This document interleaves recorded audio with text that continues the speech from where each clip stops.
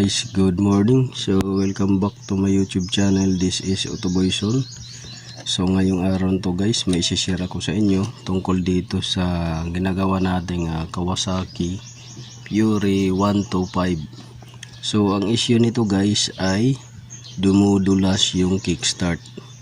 So dumudulas yung kickstart pagka sinisipa mo, tapos may tumutunog na parang kumakabyas. So unang naging dahilan niyan guys ay ito siya guys, ay weak na. So mahina na to siya, kaya kumakabyas to, mahina na. So ito yung nagiging dahilan, lalo na pagka tinadyakan mo at ayaw bumalik. Ito mahina na to. Pangalawa, pagka ito yung plastic spacer nya sa spring, ito siya. Pag masyado na tong malambot guys, minsan nagtitwist to kasi nakapasok to dito. Ito yung pinaka stopper nya, ganyan, kapasok yan dyan. Ito yung pinaka stopper para hindi mag twist ng husto yung spring. Kasi pagka tumagilid siya at mag-twist, so that's the time na kumakabyas yung spring. So kailangan maganda pa yung plastic na ilalagay nyo.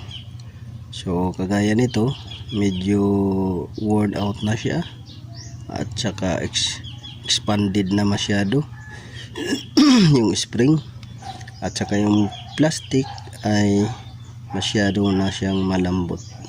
Pag nag-twist yung spring sa plastic, so tumatagilid yung spring, so kumakabyas yan. Itong dalawa na to, plastic spacer nya sa shop, spring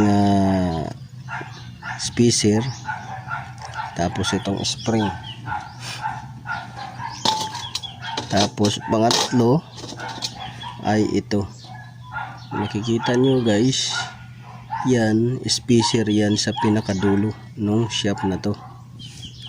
Ngayon kung ano na yan siya, bend na, kakaroon ng malaking space. Tapos pagka malaking space na, hindi na siya tatama doon sa gear. So ipapakita ko sa inyo, bunutin natin muna ito. So kita nyo, nabasag na siya. So pag nabasag na yan, yan yung time na dumudulas na yan, at saka masyado na siyang talas na yung gear nya. So may katagalan na at kalumaan na tong sasakyan na to. At kita nyo naman yung shop, minodified ko na lang yan, nilagyan ko ng kunya dyan para makick, kasi yung kickstart nya na pedal ay lost thread na rin. So yan yung nagiging dahilan. Dito yan nakalagay guys sa ibabaw. Yan. Dito yan nakalagay, ganyan. Yan, dyan nakalagay yan, pit na siya na ng husto, kaya may clearance na yan, movement nya. So dapat walang clearance yan guys, walang clearance, para tatama yung gear sa insaktong location ng kickstart gear. Pasok natin yan.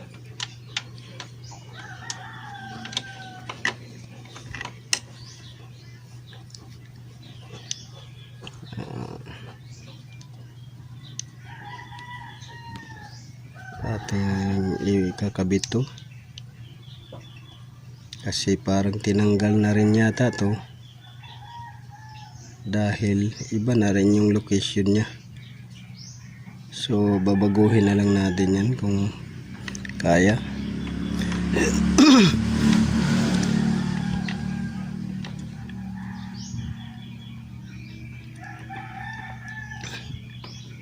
So nakaganyan yan siya guys. May stopper yan sa ilalim. Yan. Yan. Teka lang. Pasok natin ang gusto.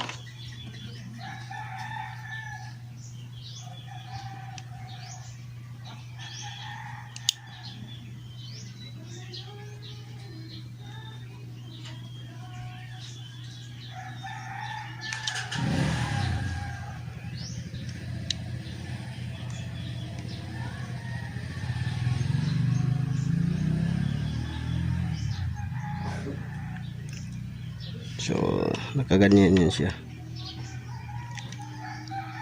Ganyan itsura niyan. Teka lang, iilawan natin mamaya. Papasok lang natin muna. Yan. So, ganyan. So, ilawan natin. Ilawan natin.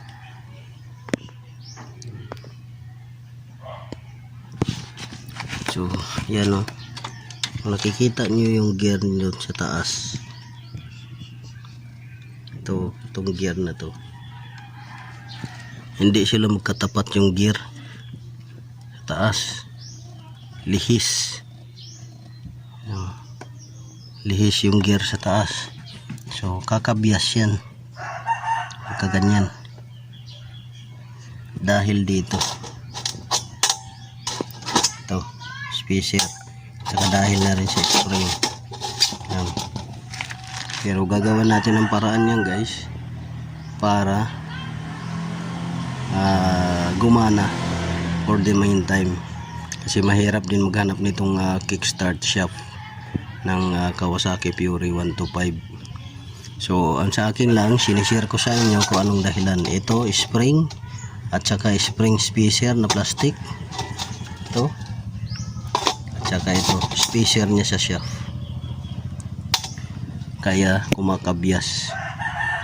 So, yun lang guys, yung lagi nyong tandaan. Tatlo, ito. Spacer shaft ng washer, ito. Plastics. Spacer ng spring. Tapos dito tingnan nyo lang din yung gear, kasi baka tulad nito. Sa totoo lang dapat palitin na itong shaft na to, kasi yan o, ano na siya, pudpud na yung gear. Ginawa na lang ng paraan natin. Tapos dito basag o, basag. Tapos matalas na rin siya, pero gawa natin ng paraan yan para may kabit natin ng maganda. So yun lang ang tip ko sa inyo at saka advice. Yan yung nagiging dahilan.